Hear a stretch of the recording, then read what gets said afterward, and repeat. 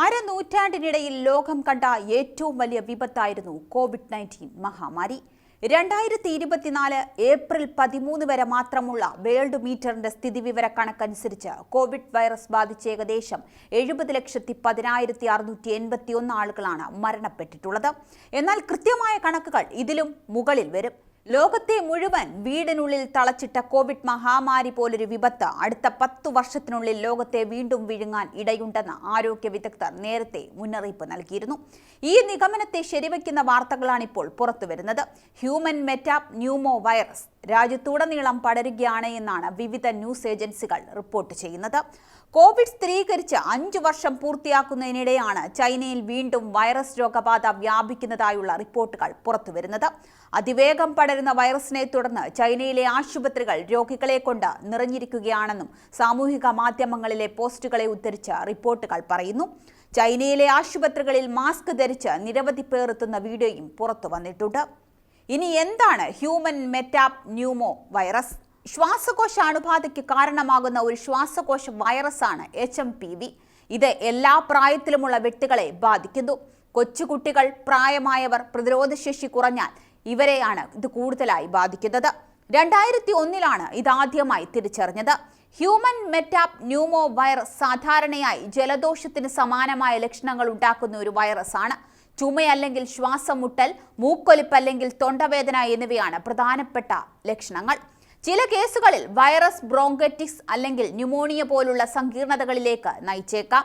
HMPVയുടെ incubation കാലയളവ് സാധാരണയായി 3 മുതൽ 6 ദിവസം വരെയാണ്. കുട്ടികളിലെ ശ്വാസകോശ സംബന്ധമായ അസുഖങ്ങളിൽ 10% മുതൽ 12% വരെ HMPV മൂലമാണ് ഉണ്ടാകുന്നത് എന്ന് ഗവേഷകർ പറയുന്നു.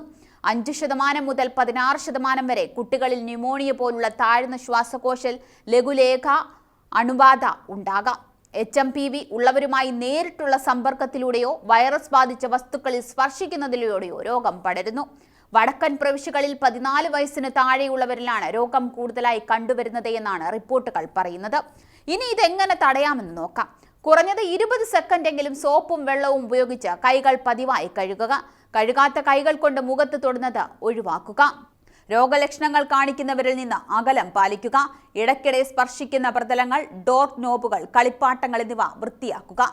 ചൈന അടിയന്തരാവസ്ഥ പ്രഖ്യാപിച്ചതായും റിപ്പോർട്ടുകൾ പറയുന്നുണ്ട്. നിരവധി മരണങ്ങളും സംഭവിച്ചതായി അന്താരാഷ്ട്ര മാധ്യമങ്ങളും റിപ്പോർട്ട് ചെയ്യുന്നുണ്ട്. Influenza A, human metapneumovirus, കോവിഡ്-19 എന്നിവ ഉൾപ്പെടെ ഒന്നിലേറെ വൈറസുകൾ ചൈനയിൽ പടരുന്നതായും ചൈനയിൽ നിന്നുള്ള ചില എക്സ് ഹാൻഡിലുകൾ പോസ്റ്റ് ചെയ്തിട്ടുണ്ട്. എന്നാൽ ഇത് സംബന്ധിച്ച ഔദ്യോഗിക സ്ഥിരീകരണങ്ങളൊന്നും ചൈനയോ ലോകാരോഗ്യ സംഘടനകളുടെ ഭാഗത്തു നിന്നോ ഇതുവരെ ഉണ്ടായിട്ടില്ല.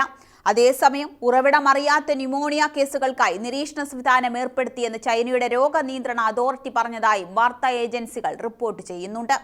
ലോകത്തെ മുഴുവനായി വിഴുങ്ങിയ കോവിഡിന്റെ ഉത്ഭവത്തെക്കുറിച്ച് പലതരത്തിലുള്ള ആരോപണങ്ങളും അതിനെ സാധൂകരിക്കുന്ന പല തെളിവുകളും കഴിഞ്ഞ ദിവസങ്ങളിലായി പുറത്തു വന്നിരുന്നു. കൊറോണ പൊട്ടിപ്പുറപ്പെട്ടപ്പോൾ തന്നെ ചൈനയായിരുന്നു പ്രതിക്കൂട്ടിലുണ്ടായിരുന്നത്. എന്നാൽ കോവിഡ്-19 ഉത്ഭവം സംബന്ധിച്ച നിർണായക വിവരങ്ങൾ അമേരിക്കൻ രഹസ്യാന്വേഷണ ഏജൻസി മുഖ്യതായി വെളിപ്പെടുത്തൽ കഴിഞ്ഞ ദിവസമാണ് പുറത്തു വന്നത്. കോവിഡ് ഉത്ഭവത്തെക്കുറിച്ചുള്ള തെളിവ് കണ്ടെത്തിയ ഗവേഷകരെ അമേരിക്കൻ രഹസ്യാന്വേഷണ ഉദ്യോഗസ്ഥർ നിശബ്ദരാക്കിയെന്നാണ് ചില സ്രോതസ്സുകളെ ഉദ്ധരിച്ച് ന്യൂയോർക്ക് പോസ്റ്റ് റിപ്പോർട്ട് ചെയ്തിരുന്നത്.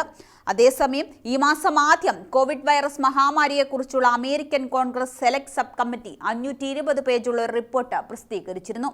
കൂടാതെ വുഹാനിലെ ഒരു ലബോറട്ടറിയിൽ നിന്ന് കോവിഡ്-19 ഉയർന്നുവെന്നതും ആ റിപ്പോർട്ടിൽ പറഞ്ഞിരുന്നു.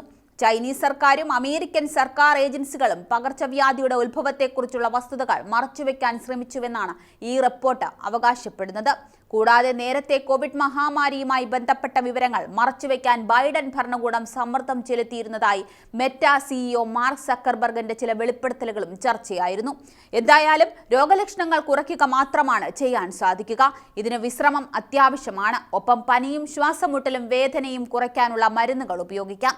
ഗുരുതര കേസുകളിൽ ആശുപത്രി പ്രവേശനം വന്നേക്കാം. അത് തന്നെ ചെയ്യുക. സ്വയം ചികിത്സ അരുത്.